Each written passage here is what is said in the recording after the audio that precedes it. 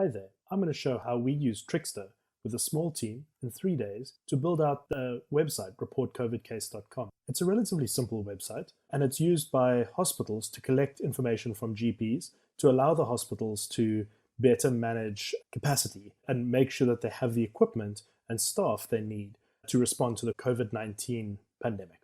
I'm going to run you through the system first and then we'll dig into Trixta to see how we did it on the back end. Typically, a doctor would log in, will get sent an invite. They click on the link in the invite to create an account.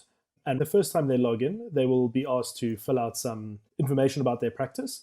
And every other time they log in, they're going to see a very simple form like this that allows them to submit information. We collect some specific but anonymous information about the particular patient. And most importantly, it's the lower section where we collect their state, any a severe disease risk they might have, a date they were diagnosed, if they were diagnosed, and then likely referral hospital. So this is where that patient is likely to be sent if they actually do get sick. And that's all the form is. It's really quick, simple. The doctors can complete it in a consultation or directly after consultation within a minute. When they submit the case, there's a small thank you page that says case logged successfully, and they can choose to log another case. But let me show you where the magic happens. And that's on the back end on Trixta. So in Trixta, what you'll realize pretty quickly is that everything you saw there is just frames. And all of the forms, all of the views is controlled by the back end and sent through to the front end. So let me show you. I'm logging in directly into the space with a username and password. In Trixta, we use roles to determine what you have access to. You can see the three roles that we have here, the CDC staff, the doctor. The analytics is relatively simple, just to track some page loads. The CDC staff is what our hospital staff is. And you'll see each of these roles have various actions that are linked to flows, as well as reactions. So an action is something that's created by the user connecting to this role. So fetch case data or invite a new doctor are both actions that the CDC staff role can perform. But what we'll see is as these flows run, and we'll unpack what the steps in a flow will look like, these steps can actually initiate and request more information from the particular role. And that's where these reactions are controlled. Reactions are for things that are created by the system that request information from the role. So if we're looking at the doctors, we'll see they have one main action of log case that starts the log case flow. But actually, this get case details is a reaction in that flow that controls the schema of what fields are requested, the type of fields, what values go into the dropdowns, what order it is. And this is just defined in a simple JSON schema format. You can edit it directly in here. And so all of these settings are defined purely here on the back end. So if I go into the log case flow, you'll see I've moved from the Explorer to a flow editor. And this will load the flow that gets run when that action is called. So the first thing we do when the doctor role with the log case action is called is we try and get the doctor profile. If we can't get the doctor profile, so there's a branching logic here with this step to say, if we can't get the profile, then we request the doctor profile, which is running the role and the reaction to request doctor profile as defined by the reaction on the other screen. If we already have it, we just proceed down this other path. If we do request it, we save it, and then we'll retrieve it again to make sure that we have fresh data. And so as you see the flow, each step represents a function of code that is run when that is hit. These red steps are storage steps, so they will be saving, editing, deleting from storage. And the green steps are logic steps that typically request something, either requesting a reaction from it or sending an effect to that role, like the thank you page. There are some other braces and things like this timestamp. So timestamps are a little tricky to work with, so we need to collect it, convert it to string, merging into the particular data we need. And so this is all put in a sequence step here. But what this says, once we have the doctor's profile, we then run the log case step. And this log case step, I'll show you the details of that. So requests from the doctor role, it says get the case details. Now that was in the Explorer, that was the endpoint that we're looking at, this get case details. So this is the reactions being called, And this is the schema that is used to pass that information forward. So on the front end, when you log in, depending on what your user is part of, it connects to the role, it fires the default action, and starts the flow. And then that flow can send further requests that update the UI in what you're actually collecting. So if I go back to the flow, we'll say once we have the case details, which is that first form I submit, we then build the timestamp and combine that in. We then merge in the city. So the city is actually stored on the doctor profile. It's not part of the form. So we only request street and suburb, and the city is pulled from whichever city the doctor's in.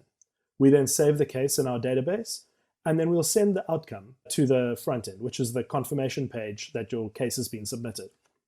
You'll notice requests for effects that don't need something back from the user are a darker green, and the request for response, when you need a response from the user, is slightly lighter. Now, each of these steps is actually calling a role and is actually running a piece of code. You can set timeouts, you can manage input fields, and you can define where it gets inputs from, if it comes from a flow or from somewhere else. You can define any branches like the one above, and you can actually see the code that is injected and saved to actually run the step. So when the doctor logs in, this is the flow that runs every time. I'll log in again as a hospital staff, and we can see what they access. But when they log in, we redirect them to a different place. And when they log in, they see the select data to download. They can select a day from April the 1st up to May the 1st, and they can filter it by city or a particular suburb, and we'll hit submit. The CSV file of the data is then emailed directly to them. It's relatively simple, pretty straightforward. Let's see what the CDC staff or the hospital staff get to see. So this fetch new data case, let's have a look at that one. So when this flow is run, it's when a CDC staff, so one of our hospital staff, logs in. They get redirected to this, and the action fetch case data gets fired. That action triggers this flow, which we first fetch the doctor role details. So we fetch the list of all doctors. Then what we do, this yellow step, is a loop. And this will run through a loop by everything that's contained within it. This particular loop is a enum each. So fetch all the emails that are part of the doctor role. And for each of these agents, fetch their COVID cases that are saved to that user. We then apply the filter. So we check for the filter that was passed into the flow. So this one, you'll see an input is combining the last result of fetching it, and it's combining with the results, filtering against the flow input that was passed in on the form for the hospital staff. Then there's a little bit more code logic that runs through that checks for if it's completed the loop or if it hasn't. And it carries on running through that case. We fetch the various values, we flatten it, and we accumulate cases into a separate role for each of those cases. So here we have a loop within the loop. So for each doctor, fetch every single case, flatten case, and save case as it moves through the loop. We then convert into CSV style. So of all the data that we've collected above, collect all of that data that's come from this previous loop, convert it into a CSV style, which is the format. Once again, we have a couple of steps to create the timestamp, merge it, and save it. And then we build up the file name from the timestamp, and we have a step to email it to the requester. And finally, they get a success page that shows the information has been emailed to you. You'll notice once again that this is a request for effect because you don't need a response. So that's the primary logic in Trixta, but there's some other things in there as well. So flows like inviting new doctors, even that logic is all triggered in Trixta. So here we've built out a couple of steps that assemble the verification data parts, merge in fields, save verification data, and get verification data. Now this one's less interesting. It's all the same type of steps. A lot of them are automated roles or system roles. But this one I'm actually going to run. So let me add a new user. So when we run, we can actually show a form if there's a schema on the front end. So there's validation on that. So I can submit contact@trixta.com. What I can also do, if I show it here, you'll see it's actually generated the JSON for me. And this is going to add it to the doctor role. I'm going to add a slowdown in here just so we can actually watch it running. And what this is going to do, as soon as I hit play, it's going to run past this value into the flow, and then you'll see each step light up as it fires. Hit play, and you see it starts the main sequence, symbol verification, requesting roles, requesting the space, and it'll slowly run through. You can see the code executing in real time. In that, you can also look through the history. So this was the last time I ran it. You can see a console that executed as the flow ran, and if any errors existed, they would get thrown up here. So it allows me to build code and edit it and debug it in real time. Some other interesting things about Trixta is everything's actually saved into Git. So this is currently saved to space, but I could add a Git version and push it to my Git repository. That'll save this version of the flow, which is super handy in firstly just backing it up, but also in any other space, I can then pull down from Git and it loads that all this flow history. I can very easily jump to older versions to see changes, and I'll always be able to see the one that's live that actually runs when it gets hit. So that's a brief overview of Trixta and what we've built. In total, we built this in 3 days with 3 people. We managed to iterate really quickly in fleshing this out. So we could start with the roles, start with the actions, and then it was just a matter of adding the steps to perform the logic that we needed. Every time we needed to change the form or change something on the front end, we could go into edit it directly in Trixta of adding fields, removing fields, changing types, adding default values, and it made it very easy to iterate and save things really, really quickly. And that's what allowed us to get this project out so quickly.